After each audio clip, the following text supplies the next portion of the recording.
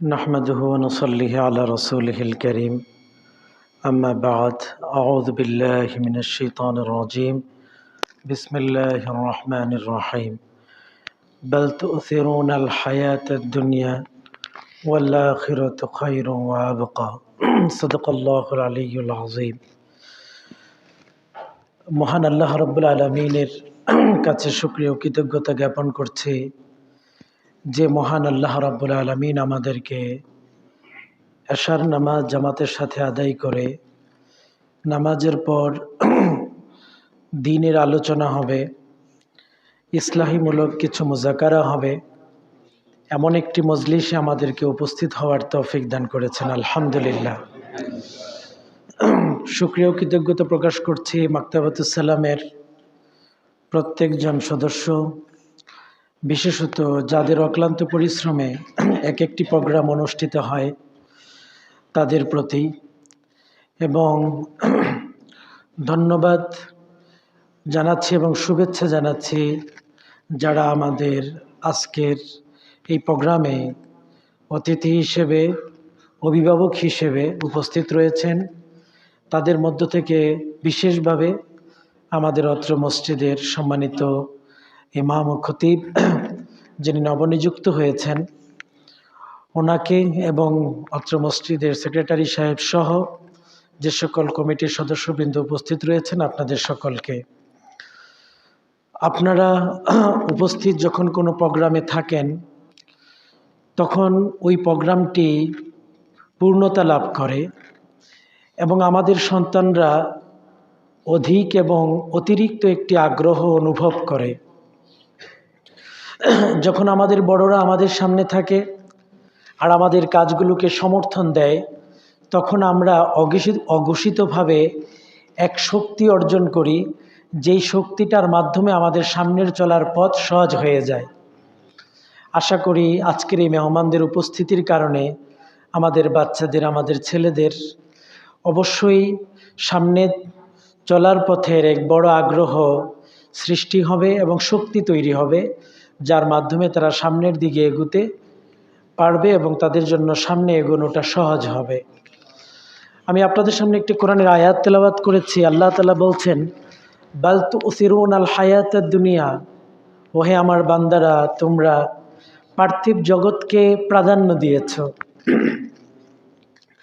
আল্লাহ তাআলা বলছেন সবাইকে, ওহে আমার বান্দারা, তোমরা পার্থিব জগৎকে প্রাধান্য দিয়েছ। এখন আমার আর আপনার চিন্তা হলো, আরে আল্লাহ এটা বললোটা কি, আল্লাহ এটা বললেনটা কি? আমি 5 ওয়াক্ত নামাজ পড়ি, ইমাম সাহেবের পিছনে সবার আগে মসজিদে আসি, রাতের তাহাজ্জুদ নামাজও পড়ি, তাহাজ্জুদ নামাজটাও আমার মিস হয় না, যদ্দূর পারি 1 পারা 2 পারা প্রতিদিন তেলাওয়াত করি, কিন্তু আল্লাহ এটা বললেন কি, বাল তুসিরুনাল হায়াতাদ দুনিয়া, তোমরা পার্থিব জগৎকে প্রাধান্য দিয়েছ। তাহলে আমি তো নামাজ পড়ছি, রমজানের 30টা রোজা বড় ইহতিমামের সাথে পালন করছি, নামাজের মধ্যে সূরাকে, পুরা কোরআনকে খতম করছি, প্রতিদিন 1-2 পারা তেলাওয়াত করছি, তাহলে আল্লাহ কেন এটা বললেন সবাইকে?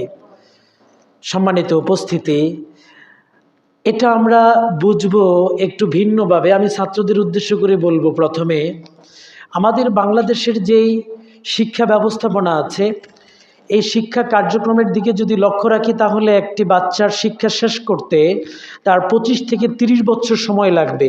যদি কেউ উচ্চশিক্ষায় শিক্ষিত হতে চায় আমাদের বাংলাদেশের সিলেবাসে, তাহলে ওই ছেলেটার 25 থেকে 30 বছর লেখাপড়া করতে হবে।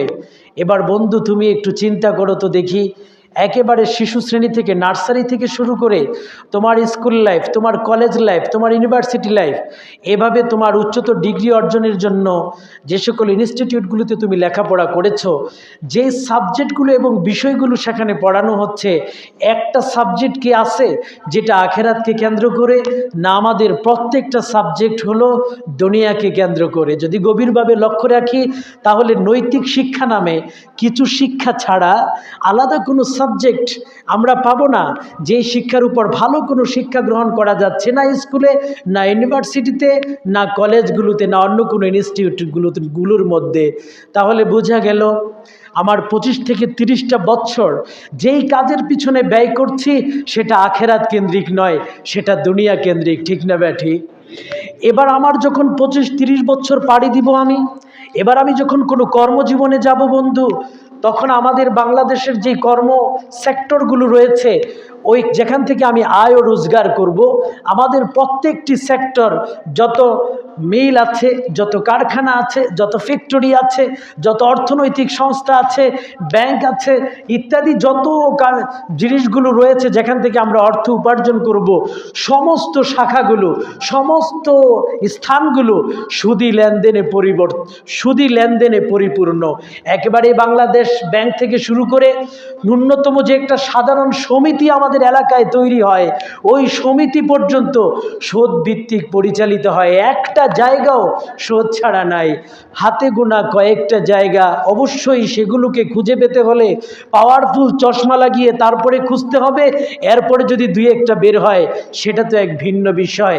তাহলে বোঝা গেল আমার কর্মজীবনটাও যেখানে আমি সম্পৃক্ত করেছি, ওই জীবনটাকেও, ওই কর্মটাও আমাকে দুনিয়াকে কেন্দ্র করে, আখেরাতকে কেন্দ্র করে নয়, আখেরাতকে প্রাধান্য দিয়ে নয়, বরং দুনিয়াকে প্রাধান্য দিয়ে। ঠিক না ব্যাঠিক?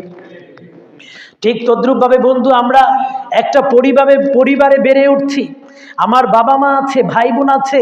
আমার এই পরিবারটার মধ্যে ইসলামিক অনুশাসন নেই, আখেরাতকে প্রাধান্য দিয়ে আমার পারিবারিক নীতিটা তৈরি নয়, বরং দুনিয়ার জীবনকে প্রাধান্য দিয়েই পারিবারিক নীতিটা তৈরি করা হয়েছে। ওইভাবেই আমার আর তোমার পরিবারটা চলছে। আমরা যে সমাজে বসবাস করছি, ওই সমাজও একটা নীতিকে ফলো করে চলে। ওই সমাজের মধ্যেও কিছু আচার অনুষ্ঠান পরিচালিত হয়। ওই সমাজটাও একটা নীতিতে পরিচালিত হচ্ছে।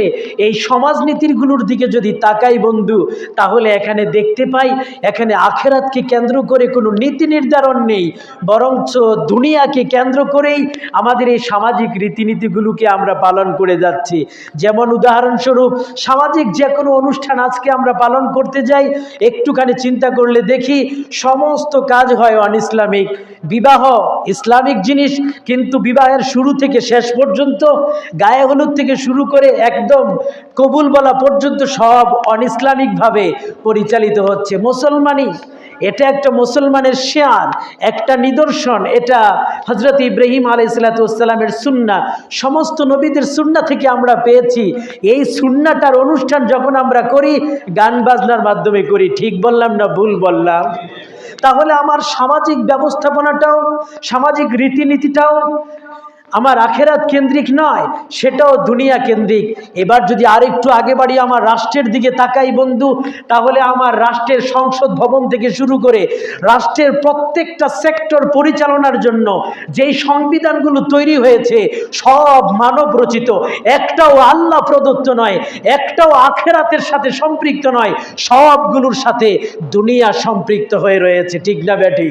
আজকে যদি আওয়াজ তোলা হয়, আজকে যদি আমি তুমি আওয়াজ তুলি, এই সংবিধানটা মানি না, এই সংবিধানের পরিবর্তন আমি আর আপনি চাই, যদি এই আওয়াজটুকু তুলে আমরা ঘর থেকে বের হই, হয়তো আমাদের সাথে ট্যাগ লাগবে আমরা কোনো জঙ্গি গোষ্ঠীর লোক, হয়তো বা আমার আপনার সাথে ট্যাগ লাগবে আমরা কোনো শিবিরের লোক, আমার আপনার সাথে ট্যাগ লাগবে যে এটা এমন এক গ্রুপ, এটা আল কায়দা গ্রুপ অথবা তালেবান গ্রুপ। এভাবে আমাকে আর আপনাকে নাজেহাল করে হয়তো কারাগারে, নয়তো ঘরে বসিয়ে রাখবে। তাহলে বোঝা গেল আমার দেশটাও চলছে আখেরাতকে প্রাধান্য দিয়ে নয়, দুনিয়াকে প্রাধান্য দিয়ে। এত কিছুর পরেও আমার আল্লাহ কেন বলবে না, বাল তুসিরুনাল হায়াতাদ দুনিয়া, ও দুনিয়ার মানুষগুলো তোমরা তোমাদের শিক্ষা জীবন থেকে শুরু করে তোমাদের কর্মজীবন, পারিবারিক নীতি, সামাজিক নীতি, রাষ্ট্রীয় নীতি, আন্তর্জাতিক নীতি, সর্বক্ষেত্রে তোমরা আখেরাত নয়, তোমরা দুনিয়াকে প্রাধান্য দিয়েছো। আল্লাহ কেন বলবে না বন্ধু? আল্লাহ বড় কষ্ট নিয়ে বলেছে এই কথাটা মানুষকে বোঝানোর জন্য। তাহাজ্জুদ তো পড়ি, প্রতিদিন 2 পারা তেলাওয়াত তো করি, 5 ওয়াক্ত নামাজ তো ইমামের পিছনে পড়ি, রমজানের তারাবির মধ্যে আল্লাহর কোরআনকে খতম করি। এরপরেও আমরা দুনিয়াকে প্রাধান্য দিয়েছি। বাল তুসিরুনাল হায়াতাদ দুনিয়া। আল্লাহ এবার বলে বান্দা শোনো, তুমি কি বেওকুফ, তুমি কি পাগল হলে, তুমি কি দিশেহারা হলে, তোমার বিবেক কি লোপ পেয়েছে? আমার দেয়া বিবেকটা কাজে লাগাও। ওয়াল আখিরা বাল তুসিরুনাল হায়াতাদ দুনিয়া ওয়াল আখিরাতু খায়রুন ওয়া আবকা। তুমি কেন বুঝো না বান্দা, তোমার জন্য আখিরাত তো উত্তম, কল্যাণকর এবং চিরস্থায়ী। দুনিয়াটা ক্ষণস্থায়ী আর আখিরাতটা চিরস্থায়ী। দুনিয়াটা অকল্যাণময় আর আমার আখিরাতটা কল্যাণময়। সুবহানাল্লাহ। এখন বন্ধু বলো তো দেখি, তোমরা প্রাধান্য কি দুনিয়াকে দিব না আখিরাতকে দিব? আল্লাহ আরেক আয়াতে বলেন ওয়ালাদ-দারুল আখিরাতু খায়রুন ওয়া আবকা। ওয়ালাদ-দারুল আখিরা, আখিরাতের যেই তোমাদের জন্য যে আখিরাতের নিবাস রয়েছে, পরকালের যেই নিবাস রয়েছে, সেই নিবাসটা তোমাদের জন্য স্থায়ী, সেই নিবাসটা তোমাদের জন্য উত্তম। আল্লাহ তাআলা উল্লেখ করছেন ওয়াল আখিরাতু খায়রুন ওয়া আবকা, যা আমরা আলা থেকে জেনেছি। সূরা দুহার ৪ নম্বর আয়াতে আল্লাহ বলছেন ওয়ালাল আখিরাতু খায়রুল লাকা মিনাল উলা। আল্লাহ তাআলা বলছেন, হে নবী মুহাম্মদ, প্রকারান্তরে দুনিয়ার সমস্ত মানুষকে আল্লাহ উদ্দেশ্য করে বলছেন আখিরাতটা তোমার জন্য উত্তম দুনিয়া থেকে। তোমরা তো প্রাধান্য দিয়েছো দুনিয়াকে, তোমার সব সেক্টরে দুনিয়াকে নিয়ে আসলে, আর আমি আল্লাহ তোমাকে বানিয়ে বলছি তোমার জন্য দুনিয়াটা শ্রেষ্ঠ নয়, তোমার জন্য আখিরাতটা হলো শ্রেষ্ঠ, তোমার জন্য আখিরাতটা দুনিয়া থেকে উত্তম। আরেক জায়গার মধ্যে আল্লাহ বলেন সূরা মুমিনের ৩৯ নম্বর আয়াতে, ইয়া কওমি ইন্নামা হাযিল হায়াতুদ দুনিয়া মাতা ওয়া ইন্নাল আখিরাতা হিয়া দারুল করার। ওহে আমার সম্প্রদায়, আল্লাহ তাআলার কোনো এক নবী তার কওম সম্পর্কে বলছেন, ওহে আমার সম্প্রদায়, আল্লাহ যে তোমাদেরকে দুনিয়ার জীবন দিয়েছেন, এই দুনিয়ার জীবনটি তোমাদের সাময়িক ভোগ্য বস্তু ছাড়া আর কিছুই না। এর বিপরীতে জেনে রাখো আখিরাতের কি অবস্থা, ওয়া ইন্নাল আখিরাতা হিয়া দারুল করার, আর আখিরাতটা হলো তোমাদের জন্য স্থায়ী নিবাস। বলি সুবহানাল্লাহ। তাহলে আমার আর তোমার কাজ হবে, আমার আর আপনার কাজ হবে, যে কোনো কাজ শুরু করার আগে চিন্তা করা এই কাজটা কি দুনিয়া কেন্দ্রিক হচ্ছে না আখিরাত কেন্দ্রিক হচ্ছে। এইটা একটা নসিহা আমাদের ছাত্র বন্ধুদের কাছে রাখলাম। বন্ধু, তুমি চিন্তা করবে, আমি যে এই কাজটি করা শুরু করেছি, আমার এই কাজটি কি দুনিয়ার সাথে সম্পৃক্ত না আখিরাতের সাথে সম্পৃক্ত? এবার যদি আমার সিলেবাসের পৃষ্ঠাগুলো, পাতাগুলো দুনিয়ার সাথে সম্পৃক্ত থাকে, তাহলে এটার পাশাপাশি আমাকে আখিরাতের শিক্ষা পাওয়া যায়। ওই শিক্ষার অধ্যয়নের পিছনে আমাকে আর তোমাকে সময় ব্যয় করতে হবে। একটি সময় এই কথা বলা হতো, একটি সময় এই আওয়াজ ছিল যে কোরআনের তাফসীর শুধুমাত্র বিশেষ শ্রেণীর মানুষরাই করবে, পড়বে। কিন্তু এখনকার সময়ে বিশ্লেষণে দেখা যায় যে না, এখনকার সময়ে যেহেতু মানুষ সচেতন, তারা বিভিন্ন জ্ঞান অর্জন করতে সক্ষম, বহু গ্রন্থ, বিভিন্ন তাফসীরের গ্রন্থগুলো আমাদের মাঝে এসেছে। আমরা হক্কানি ওলামায়ে কেরামদের পরামর্শ নিয়ে ছাত্র বন্ধুদের কাছে আহ্বান হলো আমরা দ্বীনি শিক্ষাকে গ্রহণ করব, এমনকি কোরআনের তর্জমা ও তাফসীরের দিকেও আমরা কিছুটা মনোযোগী হব, যার যার সামর্থ্য মেধার অবস্থার উপর ভিত্তি করে। তাহলে বোঝা গেল আমার শিক্ষা দুনিয়ার দিকে ধাবিত, কিন্তু বিপরীতে আমি এমন শিক্ষা করব যা আমাদেরকে আখিরাতের শিক্ষা দিবে।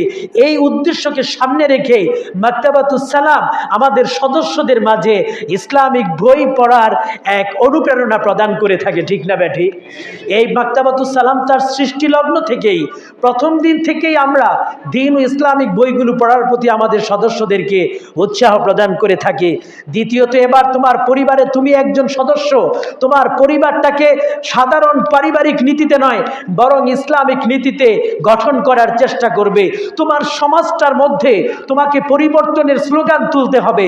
তোমার সমাজের মধ্যে যে সকল ভুল এবং মন্দ বিষয়গুলো পরিচালিত বা চালিত রয়েছে, এই জিনিসগুলো থেকে তোমাকে, তোমার পরিবারকে, তোমার সমাজকে তার থেকে টেনে হিচড়ে বের করতে হবে এবং সেখানে ইসলামিক রীতিনীতি, ইসলামিক কৃষ্টি কালচার এগুলোকে স্থান করে দিতে হবে।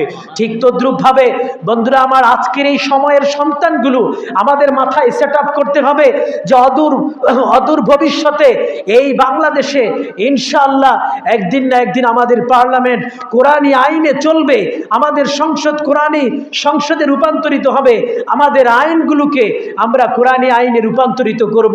আর এটা একদম দিবালোকের মতো স্পষ্টময় একটি কথা, যতক্ষণ না পর্যন্ত ইসলামকে আমার পরিবারে, আমার সমাজে, আমার রাষ্ট্রে বাস্তবায়িত করতে না পারবো, ততক্ষণ পর্যন্ত শুধুমাত্র মসজিদের ইবাদত দ্বারা আমার দ্বীন ও ইসলামকে এর পূর্ণাঙ্গ রূপ প্রদান করা যাবে না, যাবে না।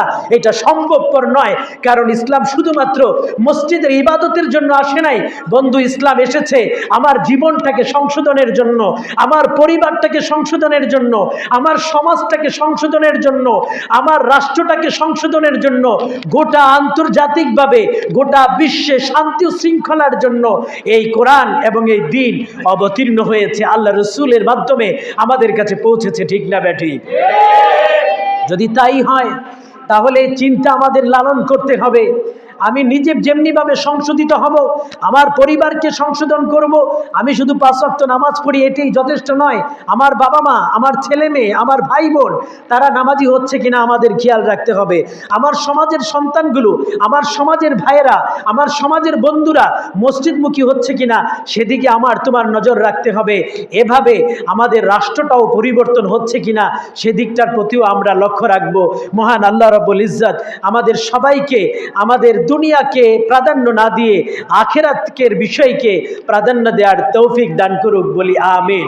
তাহলে আমরা এই সবকটুকু আজকে নিয়ে যাই যে আমরা আমাদের প্রত্যেকটি কাজ করার আগে আখিরাতকে প্রাধান্য দিব। আমার কর্মজীবনে যখন যাব তুলনামূলক বিশ্লেষণ করব, কোন কর্মজীবন গ্রহণ করলে আমি দ্বীনের উপর চলতে পারি, আমি সুদ থেকে বাহিরে থাকতে পারি, আমার আয় ও রোজগারটি হালাল হয় এবং আমার দ্বারা ইবাদতের বিঘ্নতা না ঘটে, এই বিষয়গুলো খেয়াল রেখে আমরা আমাদের কর্মজীবনকে নির্ধারণ করব। এমনিভাবে আমার অন্যান্য যেই সামাজিক বিষয়গুলো রয়েছে সেই জিনিসগুলোর ক্ষেত্রেও আমরা আখিরাতকে প্রাধান্য দিয়ে করার চেষ্টা করব। আল্লাহ তাআলা আমাকে, তোমাকে, আমাদের সবাইকে তৌফিক দান করুক, বলি আমিন।